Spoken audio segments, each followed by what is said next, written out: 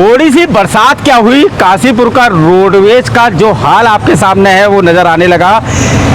कांग्रेस के नेता संदीप सहगल पहुंचे हैं और जब मैंने देखा कि मुस्कुरा के पूरा रोडवेज देख रहे थे तो पूछा कि चलो संदीप भाई काशीपुर के रोडवेज पे पहुंचे हैं, क्या कहेंगे?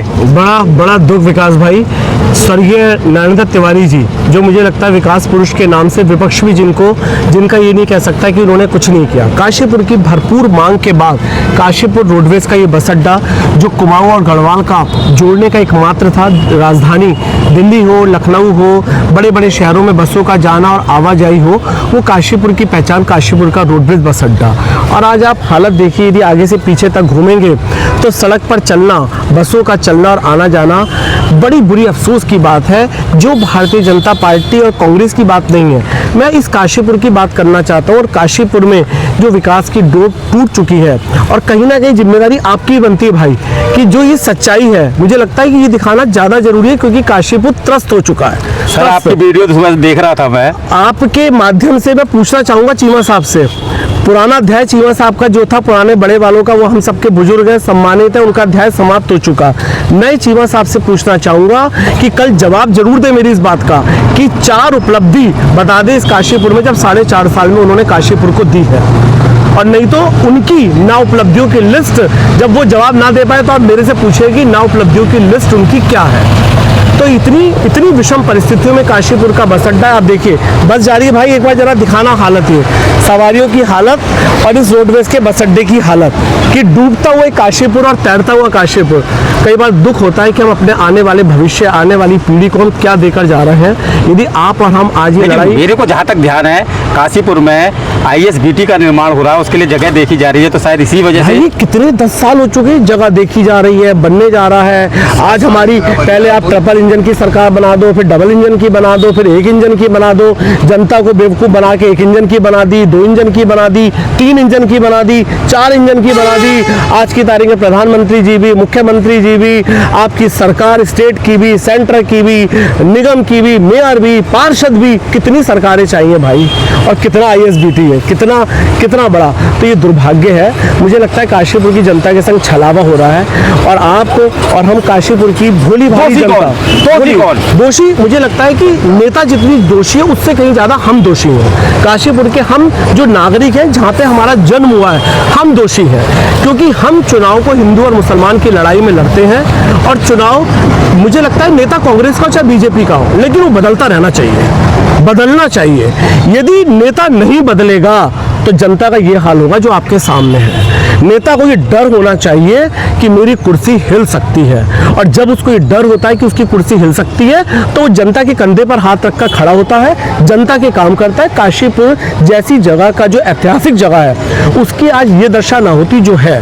मैं केवल एक मुद्दा राजनीति का नहीं है, हम जब यहाँ पे जब हमने जन्म लिया है, हमारे माता पिता ने यहाँ पे जन्म लिया, हम लोगों ने लिया, हमारी पीढ़ी आज जवान हो चुकी है, 25-25 साल की हो गई और काशीपुर इस हालत में, तो दुख होता है देख के कहीं ना कहीं। तो इसमें सबसे बड़ा दोषी जो आपने कहा वो काशीपुर की जनता है। मैं ये आपके माध्यम से काशीपुर की जनता से निवेदन करना चाहता हूँ कि बदल दीजिए। चाहे कांग्रेस को भी यदि आपने 20 साल मौका दिया है तो आपने बदला है। चलिए अच्छा एक बात बताइए, आपने कह दिया कि त्रिलोक चीमा 4 उपलब्धि बताए, अगर संदीप सहगल काशीपुर के विधायक बन गए तो क्या क्या करेंगे इससे? देखिए मेरे पास जितने सपने हैं ना, जब आदमी संघर्ष करके आता है तो वो रातों की नींद और दिन का चैन खोकर आता है।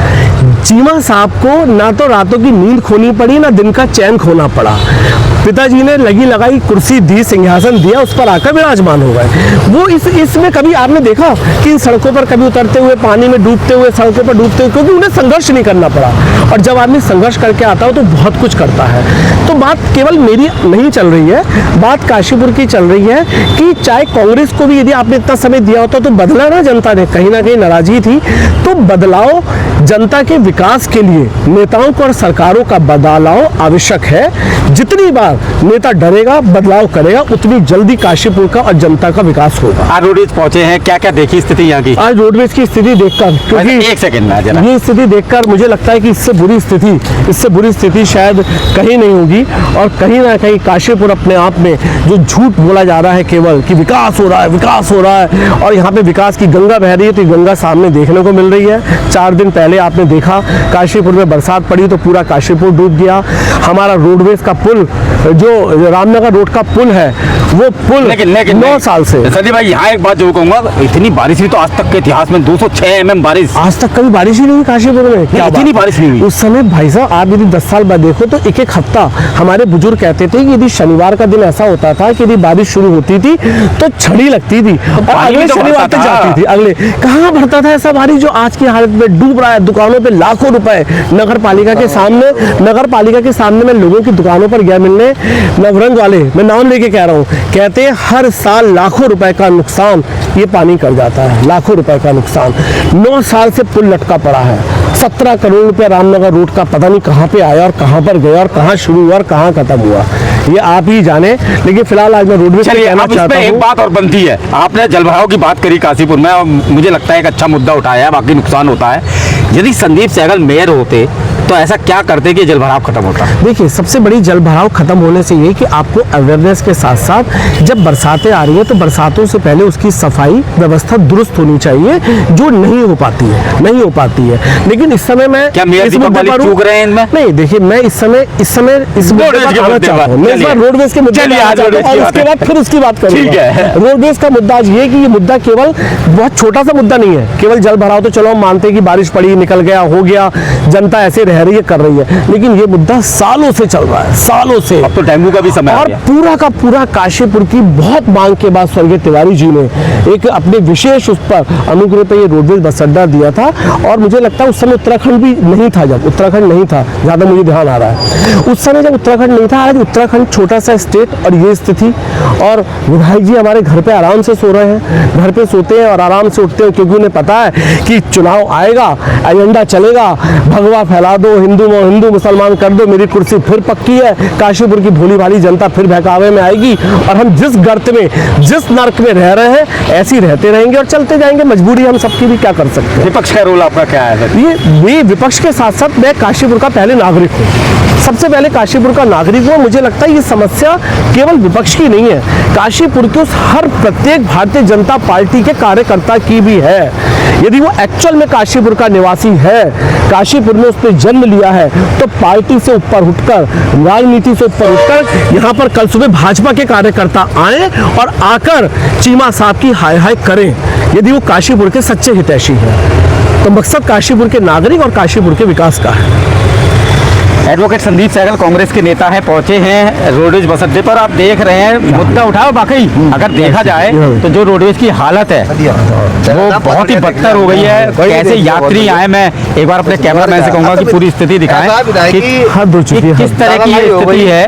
और मुझे लगता है कि वाकई अगर संदीप सहगल जी ने ये मुद्दा उठाया है तो जायज है एक बार जनप्रतिनिधियों को और भी ध्यान देना होगा। काशीपुर से अपने सहयोगी रासिम के साथ में